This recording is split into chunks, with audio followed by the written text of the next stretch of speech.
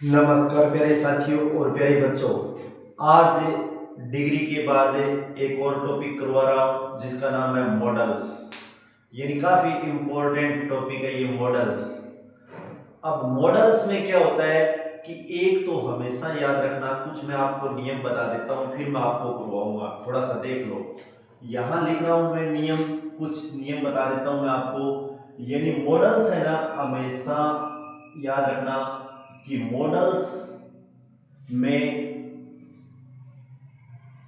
Verb की first form का प्रयोग होता है। याद रखना, वर्ब की फर्स्ट फॉर्म का प्रयोग होता है। कभी भी इसमें मतलब कोई भी फॉर्म नहीं, दूसरी कोई भी आईएनजी नहीं लगती, कभी भी आईएनजी का प्रयोग नहीं होता, एस या ईएस नहीं लगता इसमें। यानी वर्ब की फर्स्ट फॉर्म का प्रयोग होता है। दो नंबर है कि इसमें कर्ता, जो कर्ता होता है वो सिंगुलर सिंगुलर या और प्लूरल प्लूरल का प्रभाव नहीं पड़ता, प्रभाव नहीं पड़ेगा, इस पर नहीं पड़ेगा। कहने का मतलब ये करता चाहे एक वचन हो या बहुवचन हो, मॉडल पर कोई प्रभाव नहीं पड़ता, कभी भी ऐसी या ये से नहीं लगता। ठीक है। तीन, अब कोई भी और पर्सन, पर्सन्स का भी प्रभाव नहीं पड़ता।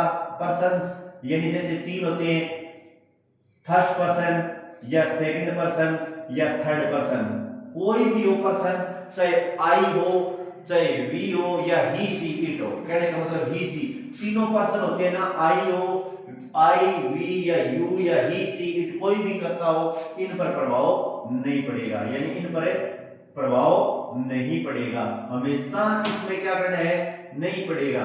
और वर्ब की फर्स्ट फॉर्म का ही प्रयोग होता है। मेन चीज ये इसमें कि वर्ब का फर्स्ट फॉर्म का प्रयोग होता है। अब मॉडल्स को दूसरा नाम यहां मैंने लिखा है ऑक्सिलरी वर्ब भी बोलते हैं। मॉडल्स को क्या बोलते हैं, ऑक्सिलरी वर्ब। अब ऑक्सिलरी वर्ब क्या होता है, ऑक्सिलरी वर्ब वो होता है हेल्पिंग वर्ब का काम करे। जैसे is am are was were है ना, इसमें मॉडल ही काम कर देंगे। यानी सही क्रिया का काम करता है, मुख्य क्रिया के साथ है जुड़कर, यह जो क्रिया होती है ना, क्रिया के आगे जुड़कर सही क्रिया के साथ सही क्रिया की तरह काम करेगा, वो ऑक्सिलरी वर्ब होता है। यानी ऑक्सिलरी का मतलब हिंदी के अंदर ऑक्सिलरी मीनिंग का मतलब होता है सहायक। क्या होता है, सहायक। तो अब मैं आपको कई चीजें बता रहा हूं कि हमेशा याद रखना इसमें, तो मॉडल में वर्ब की फर्स्ट फॉर्म का प्रयोग होता है। अब मॉडल है वो बहुत से मॉडल है, लेकिन याद रखना हमें 11 मॉडल बताते हैं, लेकिन मेन मॉडल 9 ही होते हैं। 11 से लेकर 13 तक की इनकी संख्या हो सकती है, लेकिन 11 बताते हैं, 11 होते हैं। लेकिन मेन मॉडल होते हैं ना, वो 9 ही मेन मॉडल होते हैं। जैसे कैन, पहला मैं बता रहा हूं आपको कैन, दूसरा कुड, तीसरा may, 4 number might, may might shall, और क्या रह गया, शुड, विल, और क्या रह गया, would, will, would, ought to। अब ought के साथ हमेशा to का प्रयोग किया जाता है। ought to, dare to, dare to, और need not, need not।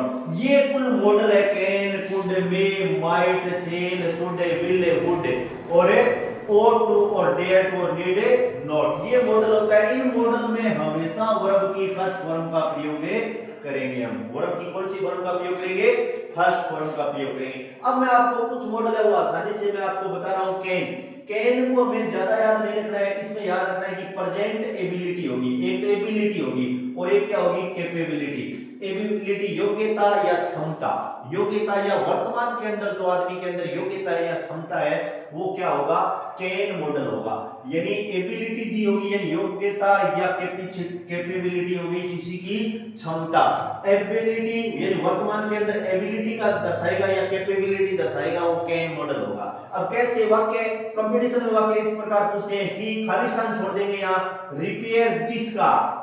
अब देखो 4 मॉडल दे देंगे, एक में ऑप्शन में कैन दे दिया, दूसरे में कुड दे दिया, तीसरे में वे दे दिया, चौथे में माइट। अब ये तो हमने किया नहीं, जब हम करेंगे तब पता लग जाएगा। लेकिन कैन के बारे में पता है कि ये वर्तमान की बात है, ही रिपेयर दिस कार, कैन लगेगा इसमें। क्यों लगेगा कि वह कैन का मतलब होता है सपना, वर्तमान में कोई अगर योग्यता या क्षमता है ना उसके लिए हमने क्या लगा दिया, कैन लगेगा। तो ब्रैकेट में हमें क्या लिखना पड़ेगा, he can repair this car, यानी वह इस कार की क्या कर सकता है, क्या कर सकता है, मरम्मत कर सकता है। कहने का मतलब इस कार की वह क्या कर सकता है, मरम्मत। तो वर्तमान के अंदर उसके अंदर ये एबिलिटी और कैपेबिलिटी है, तो वो क्या लगा दिया मैंने, कैन लगा दिया।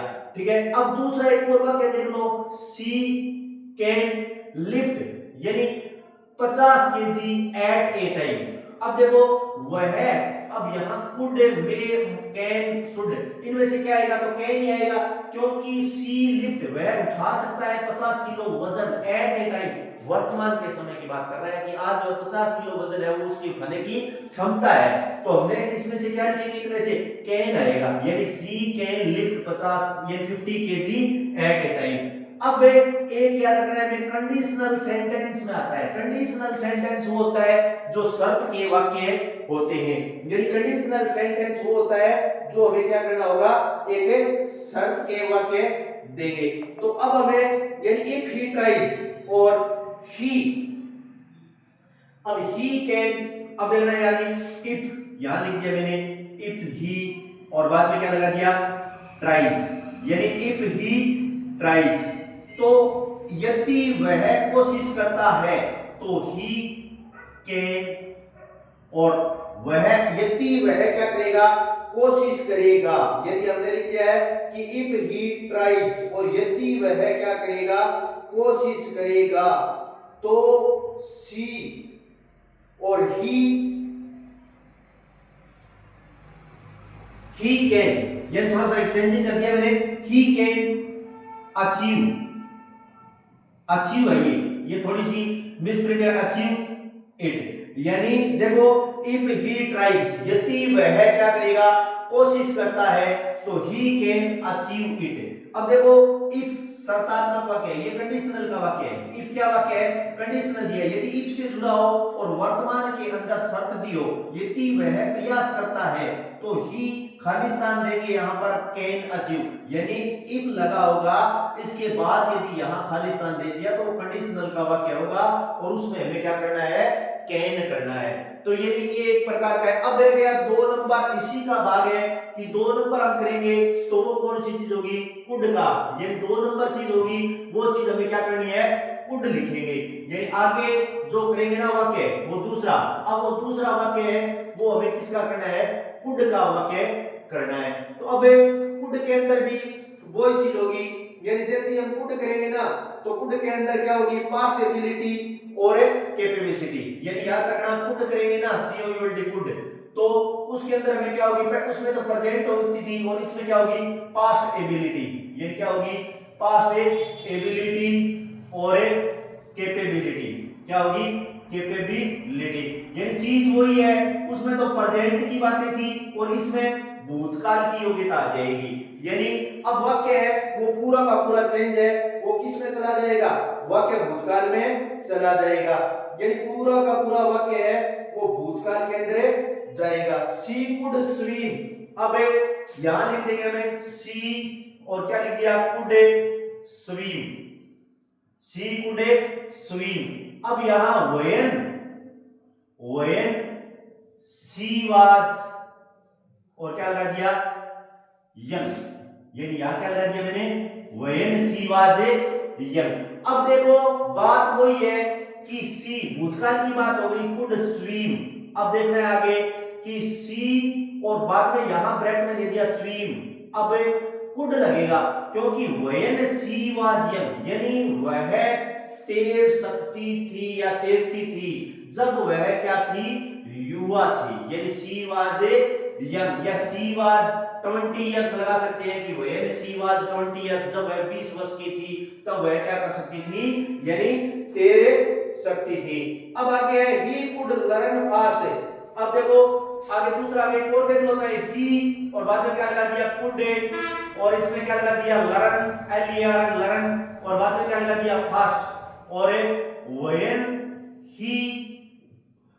He was young. उसी प्रकार का मैंने एक वाक्य और बना दिया है कि यानी अब इसमें कुड लगेगा, क्यों लगेगा, मे माइट नहीं लगेगा, ही लर्न यानी वह सीखता था तेजी से, तो व्हेन ही वाज यंग। अब देखो इसमें वाज साइकिल लग गई और ऊपर वाले में पहले में क्या थी, यानी प्रेजेंट का भाग था, यानी ही कुड लर्न। अब कुड लगेगा, अगर यहाँ कंटिन्यू यानी वर्तमान में होती तब हम कैन लगा देते, अब यहाँ वाज या वर में से आ गया है, तो ही कुड लर्न फास्ट यानी वह सीखता था तेजी से, व्हेन ही वाज यंग। तो यानी इस प्रकार ये कैन और कुड का ये जो चीजें है वो बताई है। और एक यदि हम करें आकस्मिक, यानी एक मैं और आपको बता रहा हूं, यानी कोई भी चीज होगी, यानी जैसे आकस्मिक काम के लिए होगी, कुड का प्रयोग है ना, वो कई बार हम क्या करते हैं कि आकस्मिक जो भी चीज होती है ना, यानी आकस्मिक संभावना या योग्यता के लिए, यानी दूसरा एक और टॉपिक रख लेना, आकस्मिक ऐसा लिख लेना, आकस्मिक संभावना, आकस्मिक संभावना या योग्यता में, या योग्यता में कुड का प्रयोग होगा, में